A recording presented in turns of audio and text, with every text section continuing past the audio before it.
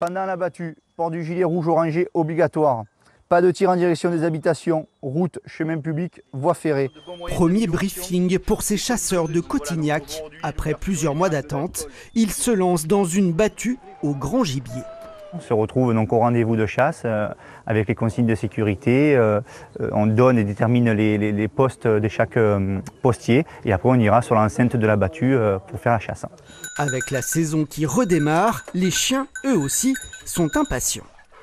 Dès qu'ils savent qu'ils vont aller chasser, ils sont comme des fous et ils veulent absolument lever du sanglier et chasser. Ouais.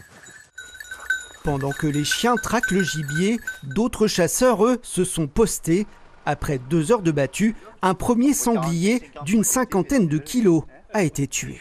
Les sangliers, il faut les réguler, il ne faut pas les exterminer. Ils vont abîmer les clôtures, ils vont faire tomber des restanques. Comme je disais, il faut les réguler, quoi. Il faut qu'il en reste quelques-uns, mais voilà, les gens se plaignent d'ailleurs quand on ne chasse pas dans leur quartier parce qu'ils démolissent leur jardin, démolissent leurs dalles, etc. La société de chasse de Cotignac compte environ 170 membres, dont beaucoup de retraités, même si la fédération fait tout pour attirer de nouvelles générations.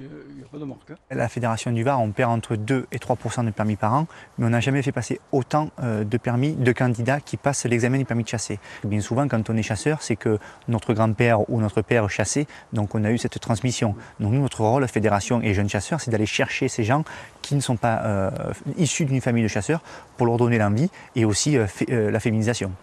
Le Var compte environ 14 000 chasseurs. La saison est ouverte jusqu'au 28 février 2026.